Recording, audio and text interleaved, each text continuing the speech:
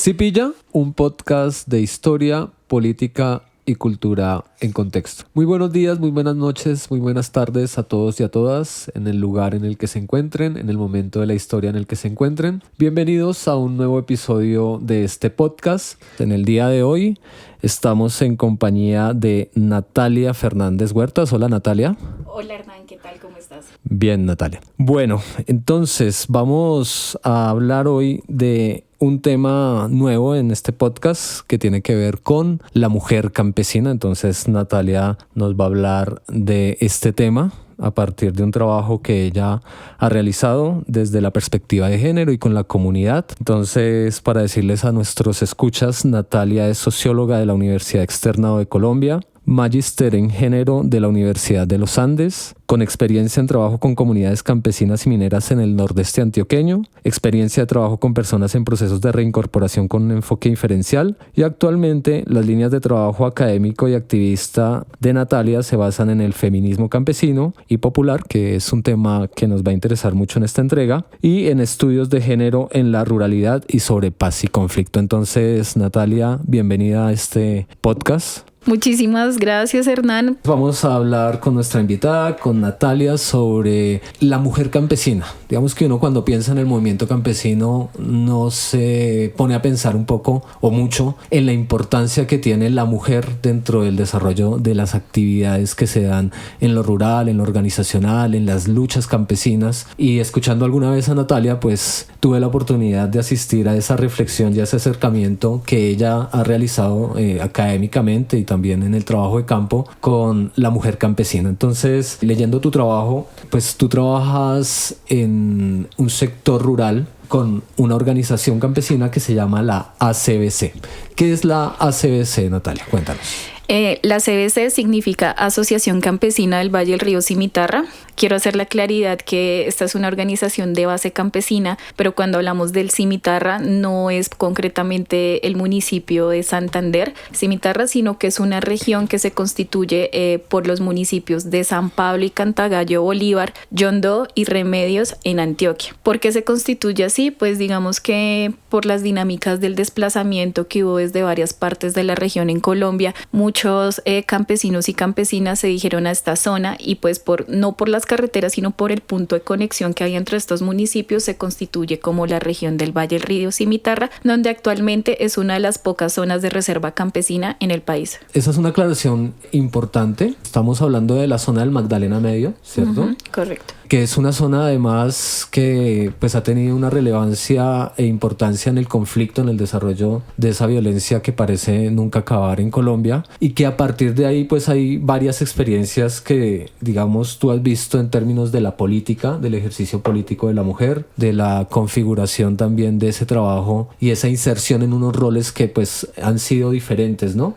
Y a partir de eso tú pues que has hecho esa investigación, ¿cuál es tu cercanía con esta organización campesina, con este sector, con esta geografía de Colombia? Bueno, yo inicié, mi primer contacto fue en el Magdalena Medio en Barranca Bermeja cuando se realizó el primer encuentro, el diálogo es la ruta, donde fue un encuentro masivo de 10.000, 15.000 personas a nivel nacional en Barranca Bermeja, donde se estaba pidiendo la primera mesa de negociación entre el gobierno y las FAREP. Eso fue en el 2011. A partir de ese momento, pues me enamoré de la región. Yo estaba estudiando sociología y decidí hacer mis pasantías como equipo técnico de la Asociación Campesina del Valle del Río Cimitarra. En ese momento, la asociación se encontraba realizando el plan de desarrollo sostenible, que es como una herramienta de organización, de unas líneas de priorización que se hace en cada zona de reserva campesina. Después de eso, de ese trabajo, pues conociendo la región, yo conocí toda la parte como rural de lo que era Remedios, estuve por muchas veredas en donde no había luz, acueducto, no había absolutamente nada, exponiendo, digamos, cómo eran las líneas que se iban a trabajar para que el campesinado,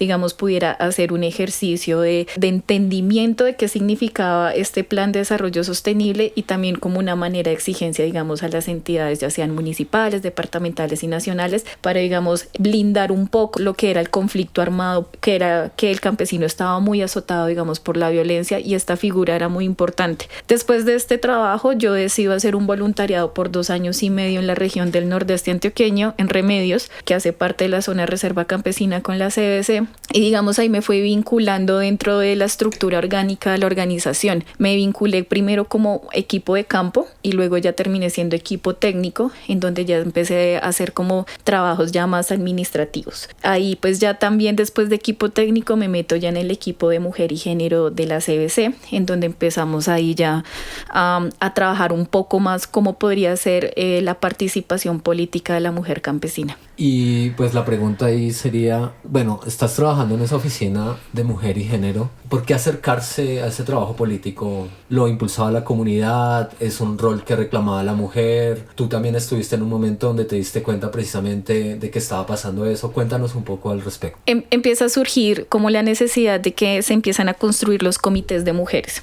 en la región de la zona de reserva campesina. Estos comités de mujeres pues en un principio era como para temas de que bailes, era muy cultural, ¿no? Que bailes, que tejido, que este tipo de cosas, y digamos que desde los liderazgos campesinos de las mujeres empieza a decirse como bueno, pues nosotras tampoco podemos hacer comités como por añadidura a una junta de acción comunal. Acá tenemos que avanzar en un tema de formación. Entonces este tema de formación que implica, bueno, conocer qué son las violencias basadas en género, cuál es nuestro lugar también en nuestro rol político dentro de la organización. Entonces también, como yo estaba tan metida en la organización, estaba en las comunidades, también sentía como que había como una invisibilización también sobre el trabajo que hacíamos las mujeres, y también hicimos el análisis, bueno, en la CBC casi más de la mitad somos mujeres haciendo un trabajo político, organizativo, administrativo. Entonces, también cómo cualificamos nuestras habilidades, porque también creemos que tener un poder y tener toma de decisión era importante dentro del territorio. Entonces, ahí empezamos como a decir, hay que trabajar en esto.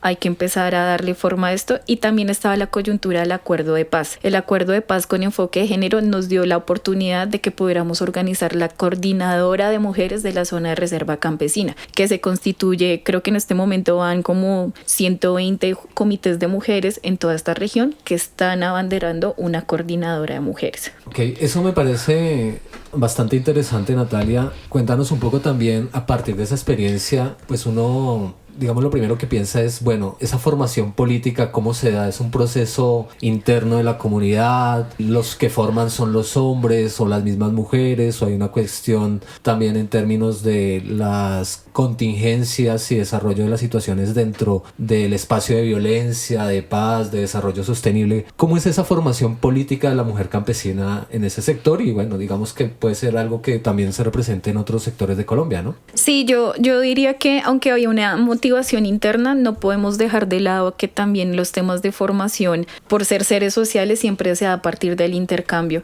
En este caso, con la asociación, digamos, el tema de formación de mujer en aspectos políticos y organizativos también se da de manera también muy externa. Fuimos varias compañeras que desde Bogotá o desde Medellín o desde Bucaramanga íbamos a las regiones y empezamos a hacer estos talleres de formación sobre violencias basadas en género, sobre, bueno, por qué la mujer es invisibilizada, qué es el tema del patriarcado. Todos estos aspectos los fuimos como desarrollando ahí, y pues obviamente ya quedan unas capacidades instaladas dentro de las compañeras. Ya las compañeras también empiezan a tener espacios de formación política con la CLOC Vía Campesina, que es una de las organizaciones que tiene como bandera el feminismo campesino y popular. Entonces ahí se empiezan a formar compañeras campesinas que tienen unas claridades en temas como pues importantes como las violencias, participación política, la agroecología, el tema de paz. Entonces ellos empiezan como a construir unas líneas fundamentales en donde ven que pues toda la participación, todos los problemas que se dan en la comunidad, pues tienen ellas que aportar algo desde su rol como mujer campesina.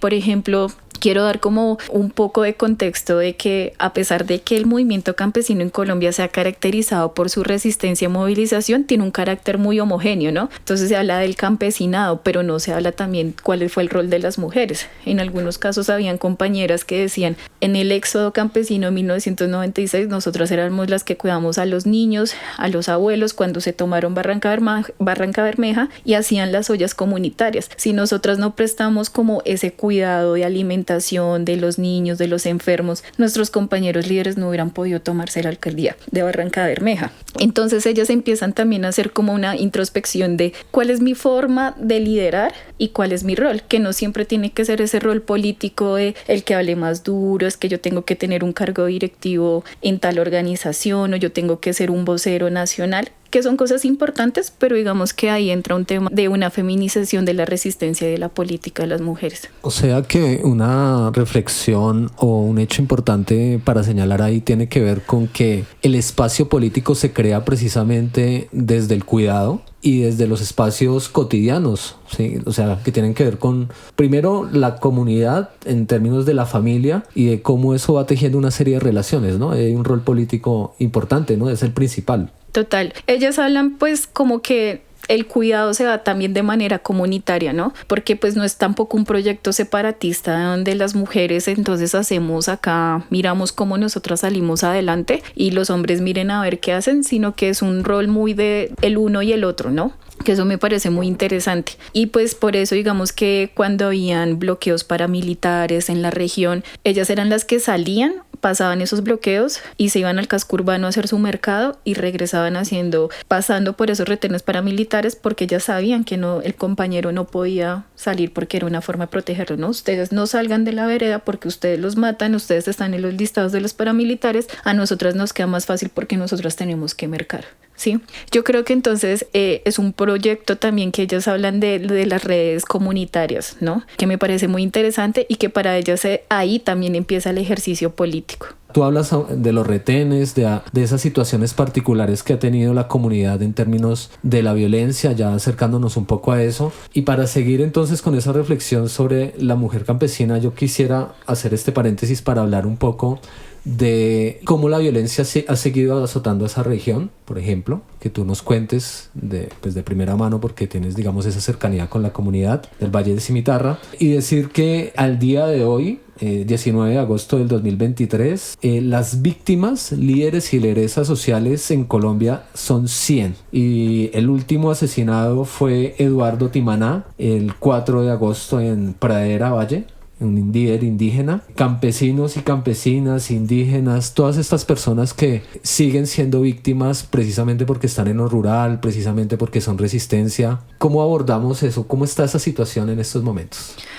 Bueno, a pesar de, digamos, que ahorita se está hablando de una paz total, sí debemos de decir que el análisis que se ha hecho desde la organización, desde la CBC, es que desde que se dio la firma del acuerdo de paz en el 2017, prácticamente desde que empieza todo el tema de la implementación del acuerdo de paz, pues hubo también un despliegue por grupos armados que quedaron en el territorio, específicamente el ELN, de grupos paramilitares como las AGC, que coparon como esos territorios que dejaron lo que era las antiguas FARC. Esto ha complejizado mucho también las dinámicas del territorio porque las comunidades también han estado, digamos, amenazadas, también se han dado asesinatos, especialmente siempre el modus operandi siempre es atacar al presidente o la presidenta de la Junta de Acción Comunal porque eso va desintegrando también el tejido comunitario y eso también va generando como zozobra y temor de también tener como un rol importante en la comunidad. Esto que ha significado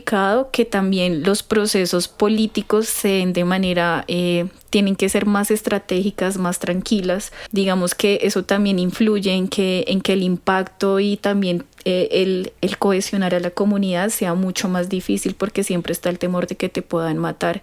Sin embargo, yo considero que las compañeras, las lideresas de la CBC han sabido manejar este espacio, respetando también como las dinámicas del conflicto porque ellas tienen toda una experiencia, también tienen unas anécdotas, también tienen unas historias muy importantes de también cómo hacerle el quite a lo que es el conflicto armado cuando hay una agudización con los actores. Entonces yo creo que ellas han logrado que desde el trabajo con las personas, haciendo reuniones muy específicas, también sabiendo hacer una lectura del contexto, puede que hayan avanzado, digamos, en que sigan trayendo proyectos para las regiones, para las comunidades, pero siempre ellas están como defendiendo como ese espacio de la comunidad.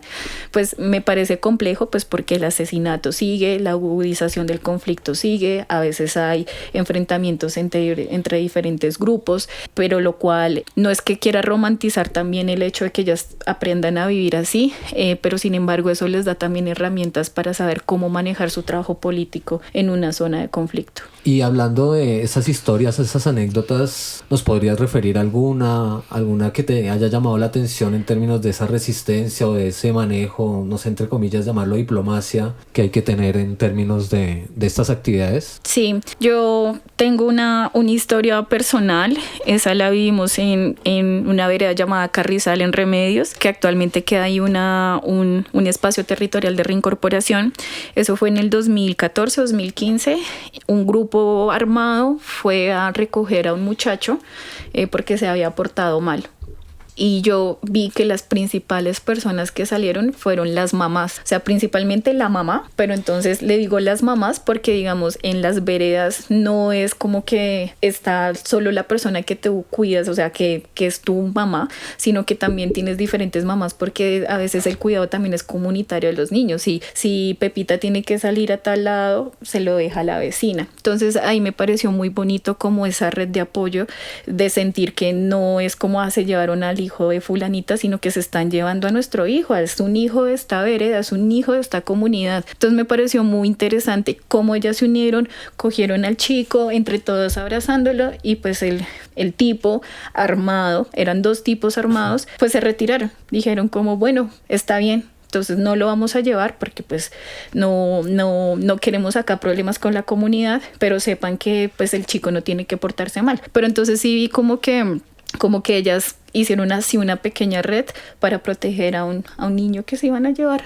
Interesante porque hay muchos casos que yo he conocido, digamos, en el ámbito de la historia de Colombia, en los trabajos del Centro Nacional de Memoria Histórica, donde rescatan precisamente el rol de la mujer, que van de los paramilitares y sacan a sus hijos. Interlocutan, sí. Sí, son las que se enfrentan a los comandantes. Digamos que eso ha permitido que no se hayan perdido generaciones a partir de, pues digamos, del ejercicio también de la violencia, ¿no? Porque sabemos que los actores pues hacen reclutamiento forzado, eso va en detrimento pues de la calidad de vida emocional, de la calidad de vida también de cómo conviven estas personas ahí con esos miedos, con esos temores. Entonces esa historia, digamos que es interesante también y es muy bonita también en ese término otra vez del cuidado, ¿no? Uh-huh. O sea, la política a través del ejercicio de cuidarnos en comunidad, ¿no? Me parece que es bastante diciente. Sí, total. Y frente a eso, Natalia, pues leí tu trabajo y en el trabajo había esa reflexión en términos de la mujer que tiene que moverse entre una esfera pública y privada, por ejemplo. ¿Cómo es eso? Eso es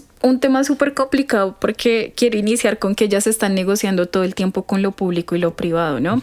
Entonces, a diferencia de un hombre puede asumir espacios públicos, puede actuar de cierta manera y pues no puede tener como el mismo juzgamiento que puede tener una mujer campesina en su rol político. Entonces, ellas tienen que estar negociando el tiempo de cuidado de sus hijos para estar asumiendo reuniones y eso también va generando que se hagan comentarios, ¿no? Es una mala madre porque, vea, se la pasa en reuniones, no hace nada y sus hijos están pues abandonados o lo está cuidando otra persona, ¿sí?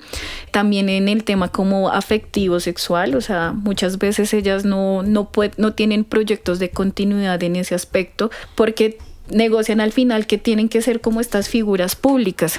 Entonces eso también es supremamente complicado para ellas tener un proyecto de vida personal y son negociaciones que hacen a veces de renunciar o de que su misma pareja esté en la misma organización porque eso les va a permitir que haya como un espacio para compartir. Eso es súper complicado también en el aspecto familiar porque la misma familia puede ser un juez dentro de las actividades que tú haces, o sea, entonces, bueno, yo como a la abuela no puedo estar cuidándole a sus hijos o sus hijas porque usted se va a las reuniones. Entonces yo creo que ellas están todo el tiempo en conflicto. Eso me parece que es un aspecto que ellas no han podido lograr como encontrar un camino certero de cómo unir estos dos espacios, porque es supremamente complicado los roles que se imponen de la mujer campesina, estar en la finca, cuidar a sus hijos, no esté hablando por todo lado, al rol de una mujer política desde su origen campesino. Entonces, siento que los aspectos públicos y privados en ellas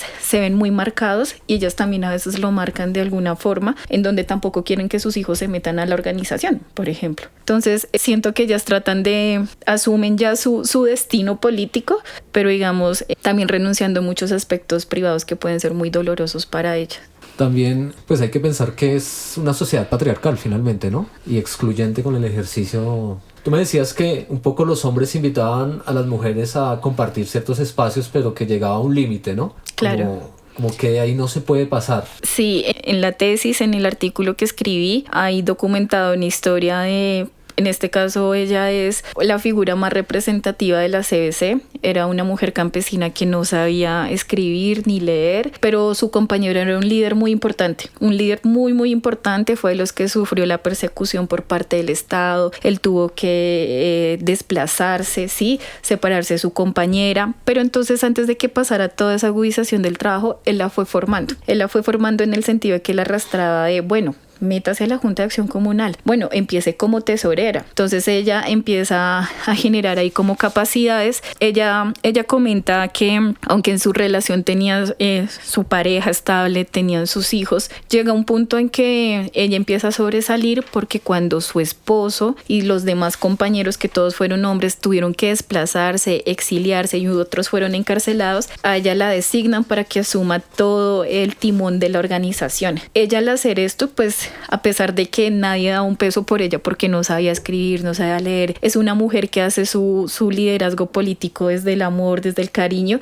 No la veían con un carácter para abanderar una organización tan significativa en el Magdalena Medio. Sin embargo, ella lo hizo muy bien. Se propone que ella siga siendo como la cabeza de la organización y ella siente que a pesar de que se le van abriendo espacios, hace giras en Europa, está en todas las instancias o eventos importantes a nivel nacional donde la llaman como a hablar de la organización. Ella siente que fue perdiendo como sus características que atraían a su esposo, porque ella decía, si yo hubiera seguido en la finca, si yo hubiera estado en mi casa, seguramente él no me hubiera dejado, pero sentí que me salí del molde de lo que él quería y pues sentí que, digamos, de alguna forma se estaba generando un tema de competencia de quién era mejor político del uno y el otro, y pues eso significó pues que hubiese una separación muy dolorosa, muy profunda para ella, y ahí es cuando digo que ella hace ahí unas renuncias a su vida privada para seguir abanderando, digamos, a la organización. ¿Y esto cómo lo juzga la comunidad, Natalia? Que me pone a pensar un poco también, porque pues es tan integrado todo este espacio, ¿no? Uh-huh. ¿Cómo asume eso la comunidad? Pues digamos que ella es una persona demasiado querida, porque en verdad me gustaría que la conocieran, porque es una persona que es... ¿Andrea? No, ¿Irina? Irene. Irene es muy carismática, es muy desde la escucha, es muy amorosa. Entonces la comunidad la quiere, también la acompañó mucho, digamos, en el rompimiento, pero digamos, sí, siempre van a ver los comentarios, de quién le manda a ella no estar quién le manda a ella haber decidido tomar esas tareas y dejar solo a su esposo. Sí, como que eso, digamos que esos comentarios también refuerzan como, estoy siendo una mala mujer, no estoy siendo la mujer que debería ser. Entonces, claro, se refuerza también esa idea de que, y un toma también de culpabilidad de que hice mal, yo nunca, pues solo estaba asumiendo mis tareas, él sabía perfectamente cuando me metí a la organización que esto era así. Entonces yo creo que el comentario también es una herramienta que refuerza mucho, trata de jalar de nuevo a las mujeres a que, venga, de ese espacio público usted tiene que venir a este privado de nuevo, acá es su lugar. Las mujeres campesinas no están para estar hablando o asistiendo a reuniones, porque el tiempo es dedicado a otras cosas. Entonces siento que es duro también como la comunidad juega un papel para juzgar a las mujeres campesinas. Claro, yo leí un poco en tu trabajo sobre el chisme, ¿no? Sí, como una dinámica que hay del chisme el chisme como obstáculo. Entonces, obstáculos a nivel comunitario y organizativo. Entonces, hablando de la comunidad, un poco esa dinámica del chisme, ¿no? ¿Cómo se presenta? Sí, yo te decía que el chisme es una herramienta muy efectiva para que la mujer campesina en su rol político se vuelva un obstáculo. No solo que renuncie, sino que también tiene que estar todo el tiempo demostrando que no es verdad lo que están diciendo. Entonces, por ejemplo, no sé, el chisme que mencionaban un poco era como, no, es que ella no fue a tal lado, no fue a tal sitio porque es que tiene cuento con tal líder, entonces están ahí como peleando, o vea que esta señora no está cuidando a sus hijos, los deja por ahí tirados y ella se va como 3 días y no les importa. Entonces, o el chisme también dentro de la organización, vea que fulanita no hizo tales reuniones, vea que fulanita no está rindiendo en esto. Entonces yo siento que el chisme siempre está como jugando para que ellas siempre estén diciendo qué tienen que hacer. Uy, si pilla, píllelo, si pilla, píllelo. En la tesis documento 2 experiencias y una es la de Andrea. No lo digo ahí completamente, pero Andrea sí menciona que ella estaba dirigiendo un espacio y otro líder le dice, no, váyase a preparar la comida para la gente de la reunión. Yo no lo documento en ese espacio, pero ella sí me lo dijo, como que le dio mucha rabia porque entonces la gente estaba confundida y le decía, bueno, ¿usted es la cocinera o es acá la que lidera este espacio? Eso fue, pues, eso le dolía a ella y ella decía, no, es que uno estar todo el tiempo diciéndole a la gente como, no, yo no soy la cocinera, soy la líder, pues daba como un poco de vergüenza, pero rabia también. Irina también cuenta que después de tener su parto a los... ¿Irina o Irene? Irina, es que Irene e okay. Irina. Listo, no, perdón, es que sí tenía acá Irina y Irene. Irina tiene su hija y a los 3 meses tienen que hacer como un balance del trabajo del territorio donde ella estaba, y eso que significó que a los 3 meses de haber tenido a la niña tuvo que irse a un lugar donde no había agua potable, mucho zancudo, o sea, se llevó a la niña y yo decía, pero ¿por qué hiciste eso? Y dijo, no, pues porque si no lo hago empiezan el comentario de que yo no estoy trabajando y que soy una floja. Entonces también es lo que te decía, ¿no? Esa lucha todo el tiempo de estar demostrando que uno sí está haciendo las cosas y aclarándole a la gente, pues es súper complejo, digamos, para el liderazgo político de las compañeras. Claro, porque tienen que tener pues 2 roles, ¿no? Sí, y el hombre pues generalmente no es que tenga 2 roles, sino que sigue su ejercicio normal, tradicional, ¿sí? Que es el que trabaja, que es el que está afuera. Uh-huh. La responsabilidad de los hijos por lo general es de la mujer, de cocinar, todo este tipo de cosas, digamos que nos hacen pensar también como en una resignificación de los roles en un ámbito como es el rural, ¿no? Sí, total, es súper complejo. Romper como paradigmas también en ese sentido, ¿no? ¿Quién es la mujer campesina y cuál es su rol? No solamente es de cuidado, y además que el cuidado tiene unas implicaciones como a nivel político y comunitario bastante importantes. Bueno, yo quisiera señalar el título de tu tesis, que me parece además muy lindo, y es Andares, Sentires y Resistencias de la Mujer Campesina, para las personas que la quieran buscar, que la encuentran en línea. Obstáculos y aprendizajes en los procesos de politización de lideresas de la Asociación Campesina del Valle del Río Cimitarra, ¿no? Entonces, por eso digamos que estas historias, porque tu trabajo de tesis pues también está en función de recolectar también estas experiencias de estas mujeres, uh-huh, ¿sí? Y analizarlas también desde esa perspectiva de género y de entender la politización de la mujer, ¿no? Sí. Claro. Sí, esto pues como que los andares, sentires y resistencias era un poco como narrar un poco desde las experiencias de ella, relatarlas, cómo fue ese camino de politización, ¿no? Porque a veces uno tiene la idea de que la politización es como conciencia de clase y desde ahí actúo, y yo creo que hay que abrir el panorama y pensarnos como una mujer que está en una finca cuidando todo el tiempo a sus hijos, a sus hijas, los animales. ¿Cómo es que llega un punto en que está asumiendo un liderazgo importante de una organización? Entonces yo empecé por ese lado y ahí descubro varias como motivaciones que hacen que se construya, digamos, esa trayectoria política de las mujeres campesinas. Para mencionar algunas, una estaba también como la primera que se encuentra es el contexto en el que viven, ¿no? Entonces acá vemos que el ejército golpea al campesino, acá estamos en un abandono total, acá toca hacer algo, ¿sí? Entonces está como esa primera experiencia de las mujeres en donde el contexto también de injusticia hace que ellas empiecen un camino de yo tengo que hacer algo porque pues mi comunidad, mis hijos y mis hijas están en peligro y acá toca tomar una vocería y trabajar por lo que podamos para iniciar, ¿no? Entonces digamos que esa primera motivación como del contexto, cómo influye, va haciendo que muchas mujeres se vayan acercando a una organización campesina, política, en la Junta de Acción Comunal. Generalmente el primer paso como de formación son las juntas de acción comunal, que también manejan unos roles feminizados, ¿no? La mujer siempre va a ser la secretaria, la tesorera, porque se tiene la idea de que la mujer es muy buena administradora. ¿Se tiene la idea? O sea, no es cierto. No siempre.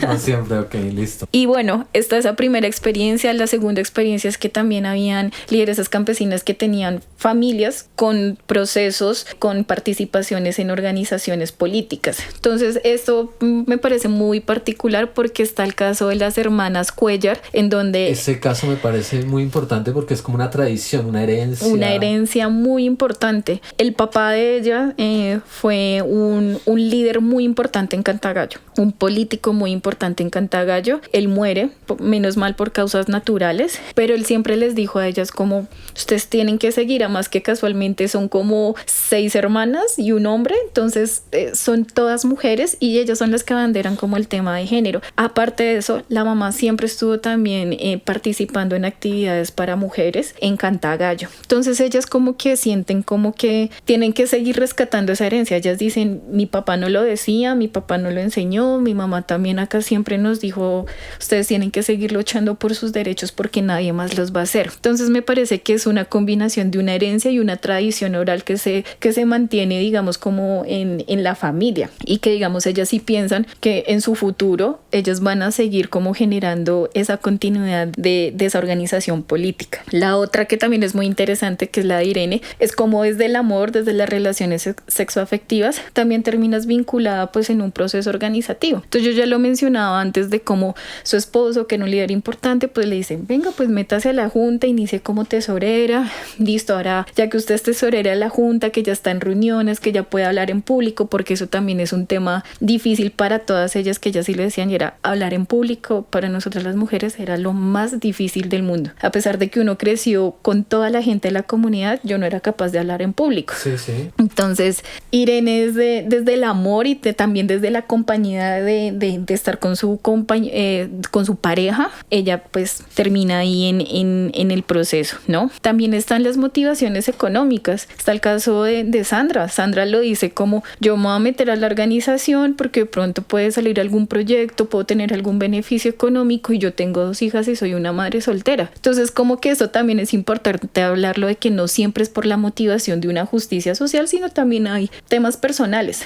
Entonces ella sí lo dice muy claramente, yo inicié en la CBC porque buscaba también un apoyo económico, que ya luego eso se transformó y que luego ya empiezo a entender por qué hay que estar en un territorio defendiendo, organizando a la gente. Eso fue un paso ya posterior. Y Sandrita también está manejando como esa herencia de resistencia a organización con sus hijas. Sus 2 hijas son hijas del proceso, les decimos así, y son unas chicas súper metidas y comprometidas con la organización. Sí, eso me parece interesantísimo, ¿no? Como ese ejercicio de... También se enseña mediante el ejemplo, pero también en la insistencia de como esto es lo que hay que hacer, ¿no? Hay que seguir pensando, hay que seguir, no sé, pensando en el territorio, en la defensa de la comunidad, en trabajar por la protección de esta área, ¿sí? Uh-huh. Sí, ese caso de las hermanas Cuellar y todas esas motivaciones, que es una parte importante de tu trabajo, son para ponernos a pensar en algo que te va a preguntar, y es, ¿tú crees que eso pasa en otros sectores campesinos en Colombia? ¿Es una constante? ¿Puede ser? ¿Has tenido la oportunidad de conocer algunas experiencias?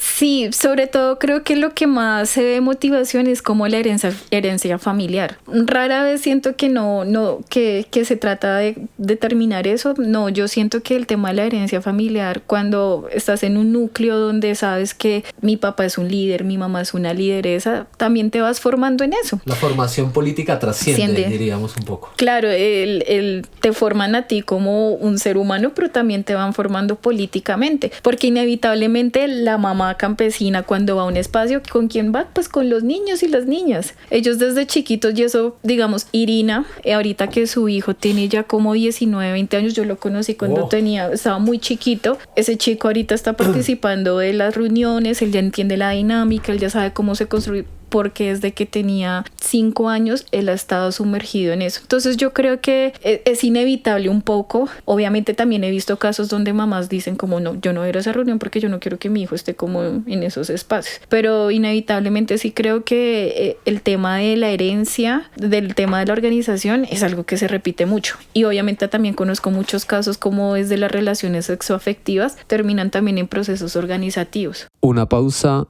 y ya regresamos. ¿Sí pillan cómo son vueltas en la historia de Colombia? Hola, soy Daniela Muñoz, productora del podcast Relatos Ñeros. Los invito a seguir pillando este episodio y apoyar este proyecto. No olviden inscribirse a nuestro Patreon y revisar las distintas opciones de donación y financiación que encuentran en las historias del perfil de Instagram, @sipilla_podcast. Sipilla Podcast es un proyecto de divulgación y reflexión sobre la historia, la política y la cultura de Colombia. Natalia, hay preguntas obligadas sobre tu trabajo, sobre tu experiencia, y es, ¿qué dirías tú al día de hoy de el rol de la mujer campesina? ¿Cuál es el rol de la mujer campesina?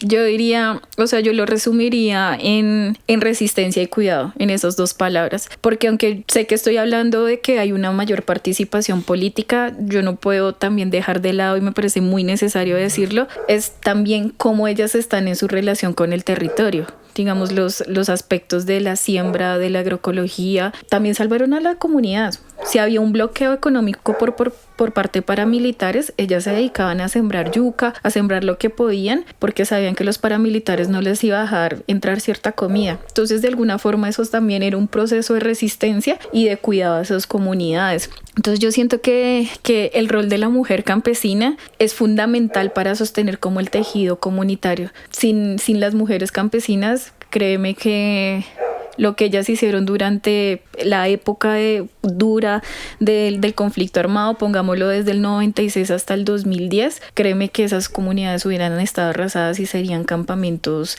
de grupos paramilitares o de grupos de la guerrilla, pero créeme que sin la labor de ellas no hubieran sobrevivido, no existiría, digamos, como la figura de campesinado. Eso me lleva, tú dices que el rol de la mujer campesina es el cuidado y la resistencia. Yo quisiera preguntarte entonces al respecto, y eso lo hablas en tu trabajo académico, ¿qué significa o qué es la feminización de la resistencia? Cuéntanos un poco esa categoría, cómo llegaste a ella o ¿qué necesitamos para entender esto? Pues digamos que entendiendo que también cómo se masculinizan los conceptos, entonces uno tiene entendido que la resistencia es aguantar, es sobrevivir, es fuerza, puede ser hasta un poco de violencia. Yo me puse a pensar, digamos, los casos que te decía, bueno, son mujeres que interlocutan con grupos armados, tienen que pasar retrenes paramilitares, saben que es un bloqueo económico por parte de grupos armados, y ellas, digamos, que utilizan unas formas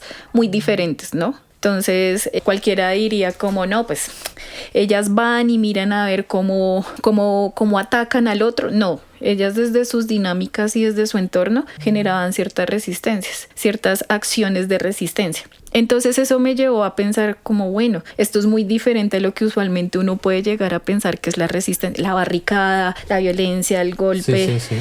Y yo dije, bueno, me puse a investigar, y pues este término de la feminización de la resistencia estaba en la academia.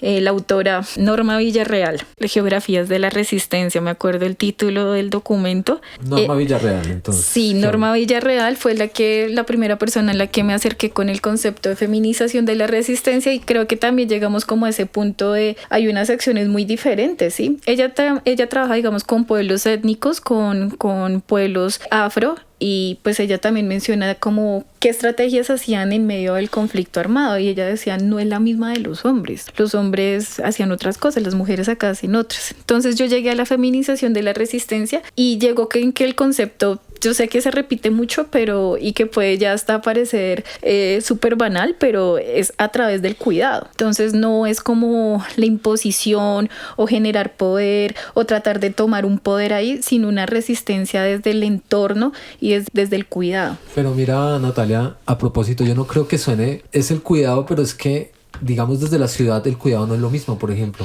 Total. La comunidad de nosotros, o sea, a mí lo que me sorprende de tu trabajo y de la figura de la mujer campesina es que uno no se detiene a pensar en la importancia de ese hecho del cuidado, porque pues sí, uno en la ciudad está, digamos, la ciudad es muy violenta per se, por ejemplo, ¿sí? Y las dinámicas del cuidado no tienen el significado que uno ve en términos, por ejemplo, de resistencia y movilización en un área, además, en medio de un conflicto con tantos actores armados, con toda la problemática de interés que tiene una zona rural, por ejemplo, el Magdalena Medio, las drogas, las rutas, o sea, creo que eso tiene una importancia fundamental, ¿no? Para la perspectiva rural, para la perspectiva de la mujer, del campesino. ¿Sí? Claro, este solo es un esbozo como lo que yo escribí, pero claro, uno identifica que hay unas diferencias significativas y que tampoco esto está como estipulado ni siquiera en las políticas públicas, porque digamos uno se acerca al DANE, las cifras de cuidado, pues obviamente sí te arroja cuántas son las horas, qué actividades, pero digamos no hay un enfoque también desde la ruralidad. Y cuando te digo como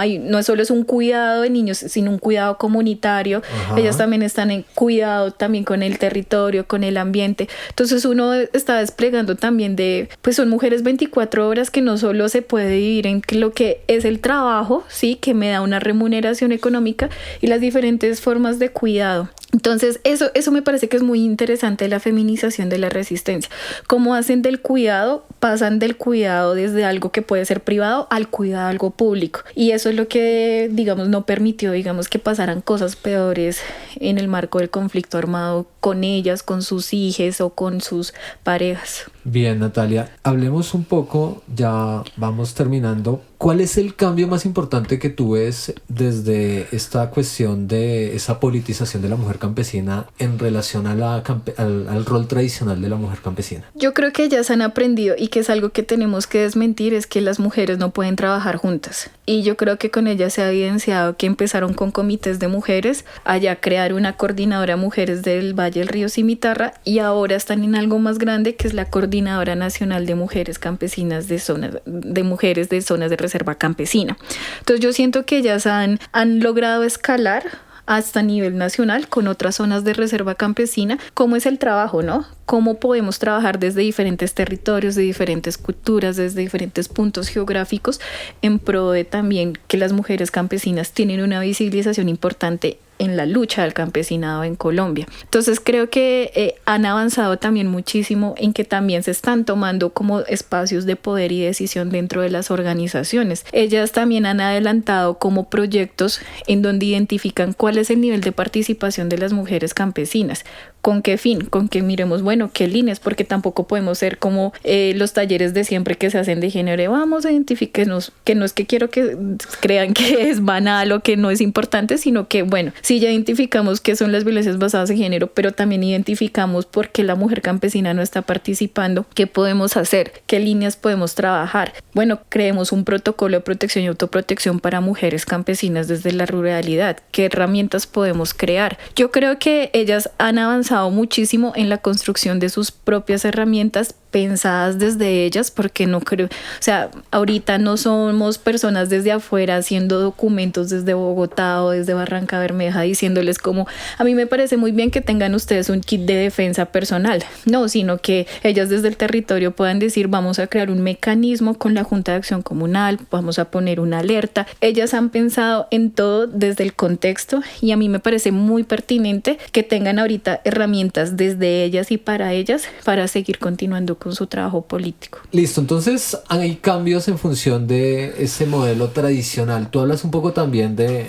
lo del género. ¿Ha costado ese discurso en la experiencia que tú llevas en esta comunidad del Valle del Cimitarra? ¿Cuesta para las generaciones anteriores, para mujeres más viejas, para los hombres? ¿Cómo ha sido eso, no? Porque vemos que ya hay una importancia en términos de reconocimiento político y del rol de la mujer campesina, pero porque he visto otras comunidades, por ejemplo con los indígenas, cuando uno habla de la comunidad Nasha, que cuesta, ¿no? Como entender el género. Sí, yo creo que las estructuras patriarcales siguen muy arraigadas. Por ejemplo, a veces se justifican los feminicidios, a veces se justifican las golpizas con las mujeres y a veces también es como también esos controles que ejercen el compañero, como a mí no me gusta que usted vaya a esas reuniones de la comité de mujeres, ¿sí? No me gusta que vengan acá al territorio a hacer temas de género porque siento que me descontrolan a mi mujer, ¿sí? Entonces uno siempre se va a encontrar con estos obstáculos. Sin embargo, yo creo que, aunque no ha sido mucho, lo ha sido solo un poquitico, diría el profesor Supero, avanzamos un poquitico en el sentido de que toda junta de acción comunal tiene su comité de mujer, pero siempre es duro porque siempre está a su lado conservador, siempre se está inspeccionando, ¿no? Siempre se está inspeccionando qué es lo que está haciendo las mujeres. Incluso si uno hace una reunión de comités de mujeres, no solo participan mujeres, siempre vas a ver un hombre ahí como escuchando a ver qué se está diciendo. Okay. Entonces eso también hay como una hipervigilancia y control hacia las mujeres, que eso me parece que es una de las cosas más difíciles que hay. ¿Qué les están diciendo? ¿Qué están aprendiendo ellas? ¿Para qué están aprendiendo eso? Creo que ese es uno de los temas más difíciles, aparte pues de los comentarios súper injustificables que a veces dicen de lo que te decía, los feminicidios, los golpes y todo esto. Entonces eso creo que es muy difícil. Sí, Natalia, pero entonces conectemos con algo que está en tu trabajo y me parece importantísimo, y es que tú hablas de la influencia del acuerdo de paz del 2016 con la guerrilla de las FARC en la participación de la mujer en las organizaciones y en dos aspectos fundamentales, que es la tierra y el género. Uh-huh. Esto me parece muy importante porque en las zonas rurales el que tenía derecho o el que tiene para la titulación siempre era el hombre. Las mujeres siempre han tenido, rurales, campesinas, siempre han tenido la dificultad de que para adquirir créditos, para comprar tierra, pues no podían porque pues obviamente tú no trabajas, tu marido sí trabaja, entonces tu marido sí es el que tiene que quedar a nombre del crédito y por ende el de la tierra. Muchas compañeras de la Asociación Campesina y Mujeres Campesinas, digamos, no podían acceder a proyectos productivos porque no tenían tierra, entonces que quiero acceder a un proyecto de ganadería búfalo, de ganado blanco, sí, pero usted ¿dónde va a poner eso si usted no tiene tierra? ¿Sí? Entonces acá se ve un poco la precarización de la mujer campesina en cuanto al acceso a la tierra. ¿Qué pasa con el acuerdo de paz? Con el acuerdo de paz, digamos, se va ampliando, se generan también muchos lineamientos con enfoque de género para el acceso a la tierra de mujeres campesinas, y pues digamos que esto va permitiendo de alguna forma que cosas como que el compañero no sea el que queda en nombre del título de la tierra, pueda ser la mujer, ¿sí? Pasaba también que antes de que se empezara como a meter el enfoque de género, antes del acuerdo de paz, pasaba que si el hombre moría, no era la compañera la que se quedaba con la tierra, sino era el hijo varón, ¿sí? Entonces, una cuestión bien edad media, de herencia por el lado del hombre. Sí, entonces una cosa súper, una vulneración al derecho de las mujeres al acceso a la tierra. Pero increíble. Mira que hay una reflexión ahí sobre realmente la mentalidad medieval alrededor de la tierra que hay en Colombia, ¿no? Total, no imagínate. La tenencia, sino la herencia de la tierra. Total, sí, como si esto fuera una hacienda, sí, se maneja todavía el feudo, pero esto fue cambiando muchísimo porque después del acuerdo de paz empiezan a darse como nuevos lineamientos para el acceso a las mujeres a la tierra, acceso a proyectos productivos, acceso a créditos desde el Banco Agrario, para ser puntual, y pues esto también va mejorando y las condiciones de vida de las mujeres teniendo una autonomía económica. Eso por un lado, pues el acuerdo de paz da como todos estos lineamientos, pero también otro lineamiento que dio el acuerdo de paz era el tema de cómo conformar espacios aglutinadores de mujeres campesinas. Por eso menciono mucho lo de la coordinadora de mujeres, porque es un espacio también que se promueve en el marco del acuerdo de paz. En ese momento participaron también firmantes del acuerdo, mujeres, personas que estuvieron en la Comisión de Género en La Habana, participaron de todas estas coordinadoras de mujeres que se fueron creando a nivel nacional. Entonces eso también generaba como un impulso importante de también cómo se organizan a las mujeres para que pueda aterrizar todas estas políticas que van surgiendo después del acuerdo de paz. Eso parece que hay que rescatarlo mucho, ¿no? Porque el acuerdo de paz, esos puntos que quedan por ahí, esas perspectivas, digamos, a mí me parece significativo en este podcast que se llama Así Pilla, pillar que la mujer no tiene derecho a la tierra por titulación, por no acceder a un crédito. O sea, es algo que sorprende mucho, y en la época del mundo en el que estamos, o sea, precisamente es precaria una situación en términos del ejercicio económico, en términos de la propiedad de la tierra, en términos de ese tipo de cosas que son importantes. Uy, si pilla, píllalo. Uy, si pilla, píllalo. Si pilla, si pilla, si pilla, ¿Sí pilla? si pilla, si pilla, ¿Sí pilla? ¿Sí pilla, perrito? si pilla, si pilla, si pilla.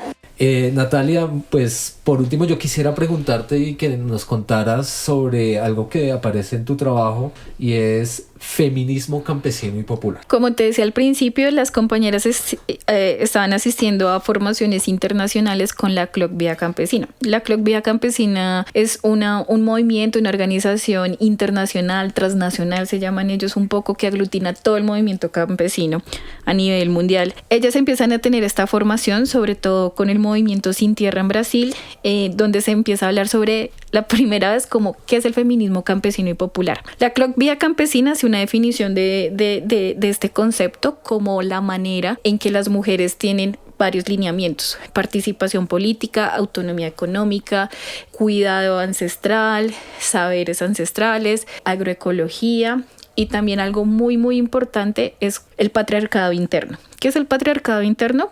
Un poco como las mujeres campesinas luchan dentro de organizaciones mixtas, el patriarcado que se encuentra al interior de los procesos políticos campesinos, pero también hacen una resistencia al patriarcado, digamos, como externo, que uno podría decir, ¿sí? Entonces, y el capitalismo, ¿no? Ellas tienen esas banderas. ¿Qué pasa con las compañeras? Ellas empiezan a involucrarse en este tema de feminismo campesino, que también tiene un componente de clase, ¿no? Por eso es popular, porque ellas dicen que recogen no solo las mujeres de las zonas rurales, sino también a las trabajadoras en el campo, que es como las que trabajan, digamos, en una platanera, en flores, sí, como de ese lugar de la empresa, que las pone en la categoría de trabajadoras rurales y pues las campesinas. Entonces ya dicen, no, acá tenemos que recoger como todo el campo, el espectro de lo que es la relación con la tierra desde las mujeres campesinas y las trabajadoras. Esto que se diferencia un poco, digamos, de un feminismo comunitario como el indígena, un feminismo negro, pues digamos que ellas pues no hacen reivindicaciones pues étnicas, pero sí más que todo de clase, ¿no? Contra el capitalismo, el patriarcado, y ellas hablan también de una relación muy especial con la tierra. Por ejemplo, los aspectos agroecológicos, también como la participación de las mujeres en el mercado, ¿no? El campesinado y el capitalismo, pues hay una relación ahí dialéctica, pero digamos que el campesinado también sobrevive los procesos de comercialización y producción que se pueden dar en esta escena. En este sentido, el feminismo campesino y popular, dice la CLOC Vía Campesina, puede tener sus propios lineamientos de acuerdo a cada territorio. Las compañeras en región de la CBS, el Valle del Río Cimitarra, han trabajado 3 temas que me parecen muy importantes, que aterrizan un poco este feminismo campesino. Uno, relación de las mujeres campesinas con la tierra, en todo el tema de siembra, proyectos productivos y bueno, esto. Otro punto, el tema de salud y cuidado. Entonces se ha identificado pues muchas mujeres con problemas de cáncer de útero, virus del papiloma humano, sí, como todos estos de cómo la mujer campesina pues también empieza a generar procesos, bueno, de formación en medicina, también el tema de atención prioritaria y pues el tema de cuidado, ¿no? Que eso ya lo hemos hablado. Y por último, un punto muy importante, ellas hablan mucho de la participación política, pero es una participación política que no te decía que se basa en la política de la representación, sino en otro tipo de política que es como desde lo comunitario. Por ejemplo, tú miras allá y yo estaba pensando, todo el mundo se lanzó al consejo en Colombia de diputado asamblea. En el Valle del Río Cimitarra, las compañeras lideresas, ninguna se lanzó. Pues no es que no lo vean como prioridad, pero sienten que, digamos, no es un camino que digamos a ellas les interesa ahorita. Ellas son desde una política, desde lo veredal, desde lo comunitario. Y pues aunque sí les parece que hay otras personas que lo pueden asumir, ellas sí hacen su acción desde estos espacios que mencionaba anteriormente. Entonces ese feminismo campesino y popular también se construye porque no se sienten recogidas de pronto en un feminismo muy blanco, occidental, muy desde la ciudad, ¿sí? Ellas también tienen unas posiciones también frente al aborto, frente a una historia donde hubo tantas masacres masacres, tantos asesinatos. Sí, para ellos el tema de la reproducción y la vida, sin irnos al lado conservador, pues tiene un significado muy importante. Entonces, claro, digamos que se alejan un poco de las posiciones de lo que puede ser, aunque las respetan totalmente. Entonces yo creo que ya se empiezan a construir como esta idea de feminismo también desde sus experiencias.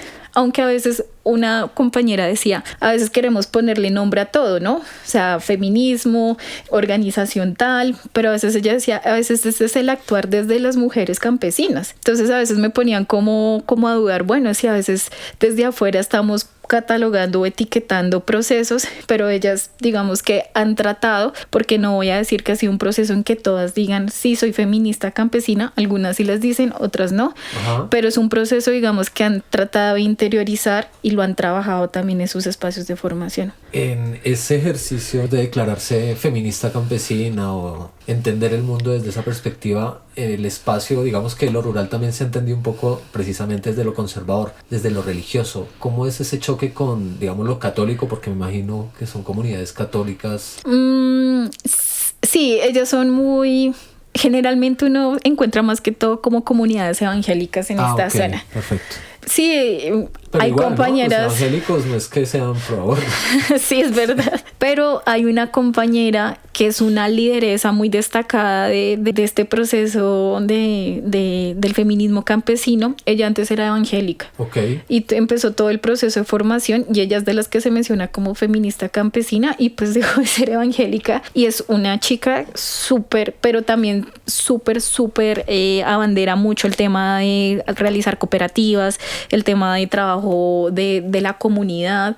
Entonces ella sí me decía como en un punto, claro, es difícil porque uno ser una ex evangélica y ya decirse como feminista campesina, pues soy el demonio, soy el diablo, o sea, tengo demonios en el cuerpo. Sí, la gente pues también hace esos comentarios, pero creo que el trabajo, porque esto empezó desde el 2005 hasta el día de hoy, yo creo que da como resultados de que estos comentarios ya se empiecen a ver más normalizados cuando alguien se dice feminista, claro, campesina. Ah, bueno. Un trabajo larguísimo, desde el 2005 y todavía parece un trabajo y un camino muy largo y sin acabar sin acabar, claro, en construcción. ¿Cómo están estos momentos? Digamos, ¿cuál es la perspectiva con toda esta situación? De seguir perpetuando el trabajo de feminismo campesino. Sí, yo creo que justamente ahorita estamos haciendo un trabajo con la Universidad de Bristol de categorizar qué es el feminismo campesino. Qué interesante.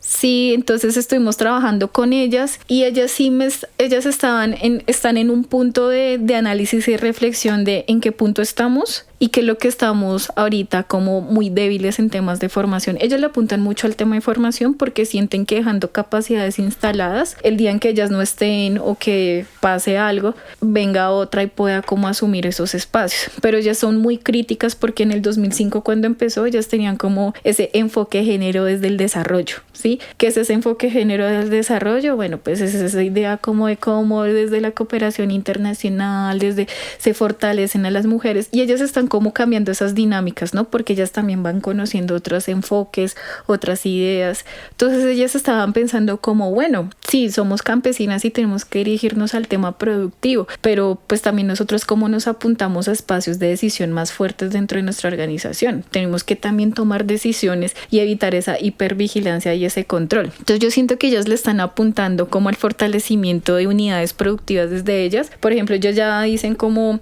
bueno, es que la FAO nos traía gallinas, galpones, o sea, y los galpones se son al lado de la cocina. Eso también es como para dejarnos ahí como, sí, como ahorrarnos tiempo. Si yo voy lavando y cocinando y veo el galpones de gallina, no, yo quiero proyectarme a tener un ganado, quiero tener unas hectáreas de arroz, sí, que me permita también generar otros espacios diferenciados. Entonces se están poniendo como muy críticas también sobre qué proyectos han llegado y esto también como ha afectado nuestras dinámicas de cuidado, ¿no? Entonces claro, me parece que están como en un punto interesante de análisis de hacia dónde le apuntamos, hacia dónde vamos con este feminismo campesino. Ok, Natalia, pues creo que hemos abordado cosas muy importantes, espero bastante interesantes para los que escuchan este podcast, porque es un tema realmente que no está dentro del imaginario normalmente con tanto bombardeo mediático, con tantas cuestiones que hay ahora en términos de la cultura política colombiana, y es el papel y el rol de la mujer campesina en Colombia, que lo descubrí contigo. Y me parece bastante importante y te agradezco mucho pues haber venido a este podcast, haber pues respondido a estas preguntas en esta especie de conversación y pues nada, quisiera pues unas palabras finalmente agradeciéndote tu presencia acá. Muchísimas gracias, Hernán, por el espacio. Me parece muy interesante. A todas las personas que escuchen, pues súper agradecida también. Pues me parece que yo no quiero visibilizar, sino relatar un poco. Pueden, digamos, acercarse a los procesos de la Asociación Campesina del Valle del Río Cimitarra. Tienen una página internet. Creo que también es muy interesante que podamos en estos contextos también del país fortalecer también, digamos, la escena de las mujeres campesinas, que a veces queda invisibilizada entre varios sectores, ¿no? A veces se habla de mujer rural y pues entra todo, y yo creo que hay que tener como una idea diferenciada también de la labor, de la historia que han realizado las diferentes mujeres del país. Entonces, muchísimas gracias a ti, Hernán, y bueno, gracias por el espacio nuevamente. Listo, gracias Natalia, gracias a todos por llegar hasta este punto. Recuerden que nos encuentran en las redes sociales, @cipilla_podcast. No olviden seguirnos y nos pillamos la próxima.